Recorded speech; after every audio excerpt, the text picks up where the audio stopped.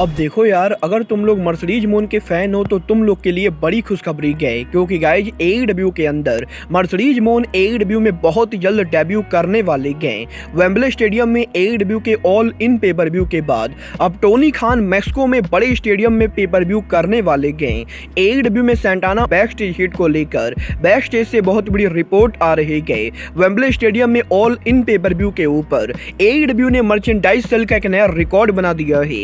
AEW के pay per view के increase करने को लेकर वार्नर मीडिया का काफी बड़ा स्टेटमेंट आ चुका है।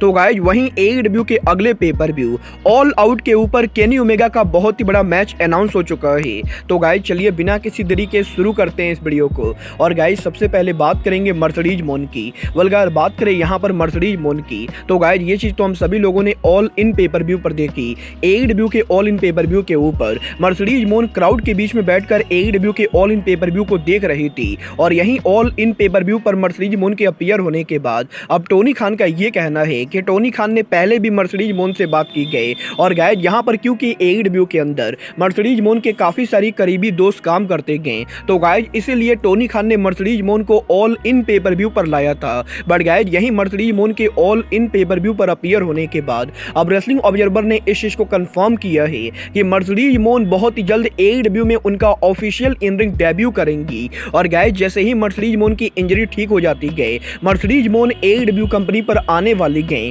क्योंकि गाइज इस साल मर्सिडीज मोन के इंजर्ड होने से पहले जब यहां पर मर्सिडीज मोन एनजेपीडब्ल्यू की आईडब्ल्यूजीपी वुमेन चैंपियन थी, तो गाइज उसी समय मर्सिडीज मोन एईडब्ल्यू के अंदर डेब्यू करने वाली थी। और गाइज टोनी खान के ओरिजिनल प्लान के हिसाब से एईडब्ल्यू के इस साल के ब्लड एंड गट्स शो के ऊपर मर्सिडीज मोन एईडब्ल्यू पर उनका डेब्यू करती। बट गाइज क्योंकि यहां पर मर्सिडीज मोन को इंजरी हो गई थी, तो इसीलिए ब्लड एंड गट्स के ऊपर मर्सिडीज मोन डेब्यू ना कर पाई। बट अब यहां पर जैसे ही मर्सिडीज मोन की इंजरी हील होती गई, वो एईडब्ल्यू कंपनी पर उनका ऑफिशियल डेब्यू करेंगी। वेल गाइस देखना बहुत ही होने वाला है कि टोनी खान मर्सिडीज मोन को एईडब्ल्यू में कब और कैसे लाते गए।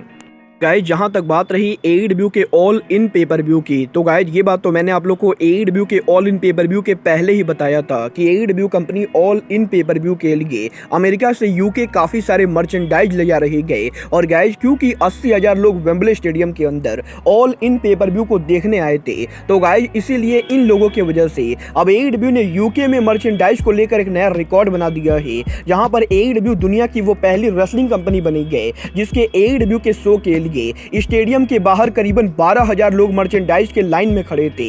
और गाइज यहां पर यह पहली बार हुआ है जब किसी रेसलिंग इवेंट के ऊपर 12,000 से ज्यादा लोग मर्चेंडाइज को खरीदने के लिए खड़े थे।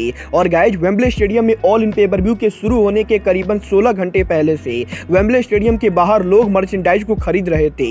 और गाइज डेफिनेटली यहां पर ऑल इन पेपर व्यू के ऊपर एईडब्ल्यू ने मर्चेंडाइज के जरिए काफी सारे पैसे कमाए गए। वेल गाइज अब ये तो आने वाला टाइम बताएगा कि एईडब्ल्यू ने एग्जैक्टली मर्चेंडाइज के द्वारा कितना रेवेन्यू किया है। बट गाइज यहीं एईडब्ल्यू के ऑल इन पेपर व्यू के मीडिया स्क्रम के ऊपर टोनी खान ने एईडब्ल्यू के upcoming pay per view all out के ऊपर एक बहुत ही बड़ा मैच अनाउंस कर दिया है। गाइज एईडब्ल्यू के ऑल इन पेपर व्यू के ऊपर केनी ओमेगा के कोनोसुके तकाशिता से रिंग में हार जाने के बाद अब टोनी खान ने ऑल इन के प्रेस कॉन्फ्रेंस पर यह ऑफिशियली अनाउंस कर दिया है कि एईडब्ल्यू के upcoming all out pay per view के ऊपर केनी ओमेगा हमें सिंगल एक्शन में देखने को मिलेंगे। और 3 सितंबर को एईडब्ल्यू के ऑल आउट पेपर व्यू के ऊपर केनी ओमेगा कोनोसुके तकाशिता को फेस करेंगे। वेल गाइस देखना बहुत ही दिलचस्प होने वाला है कि इस बार कोनोसुके तकाशिता और केनी ओमेगा में मैच को कौन जीतता है। बट गाइस चलिए फिलहाल आगे बढ़ते हैं और बात करते हैं सैंटाना ओर्टिज के बैक स्टेज हीट की। वेल गाइस ये बात तो हम सभी लोगों को मालूम है कि सैंटाना ओर्टिज एईडब्ल्यू के अंदर टैग टीम के तौर पर रिटर्न हुए हैं। और गाइस बहुत सारे लोगों का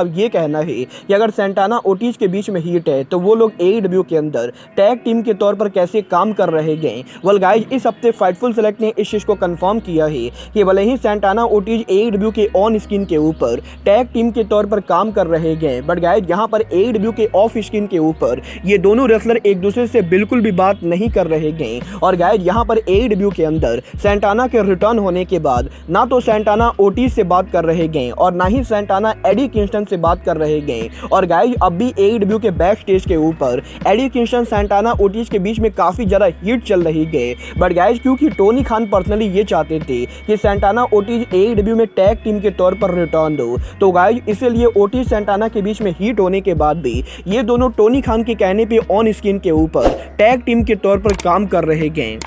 गाइज ये तो बात हुई सैंटाना ओर्टिज के बैक स्टेज हीट की। बट गाइज चलिए फिलहाल आगे बढ़ते हैं और बात करते हैं AEW के ईयरली पेपर व्यूज की। वेल गाइज ये बात तो हम सभी लोगों को मालूम है, जब AEW कंपनी 2019 में खुली थी तो उस समय कंपनी AEW ओरिजिनली साल के अंदर 4 मेनली पेपर व्यू करती थी। बट गाइज यही पिछले 2 सालों के अंदर AEW कंपनी अब उनके साल के 2-4 पेपर व्यू के साथ साथ NJPW के साथ फॉरबिडन डोर पेपर व्यू को भी ईयरली कर रही है। और इसके साथ साथ इस साल ऑल इन पेपर व्यू के बाद अब AEW कंपनी अगले साल ऑल इन पेपर व्यू को भी ईयरली करने वाली है। और क्योंकि अब यहां पर AEW के अंदर साल के अंदर AEW के पास 6 पेपर व्यू हो चुके हैं, तो गाइज यहीं अब इस पेपर व्यू के बाद वार्नर मीडिया के एग्जीक्यूटिव्स का ये कहना है कि वो AEW कंपनी की तरफ से साल में कम से कम 8 पेपर व्यू चाहते हैं। और गाइज यहां पर AEW कंपनी को उनके कंपनी के अंदर कम से कम 8 पेपर व्यू करने चाहिए। और गाइज यहां पर AEW कंपनी को इन फ्यूचर उनके कंपनी के अंदर कम से कम 2 से और 3 पेपर व्यू को ईयरली बेसिस पर करना चाहिए।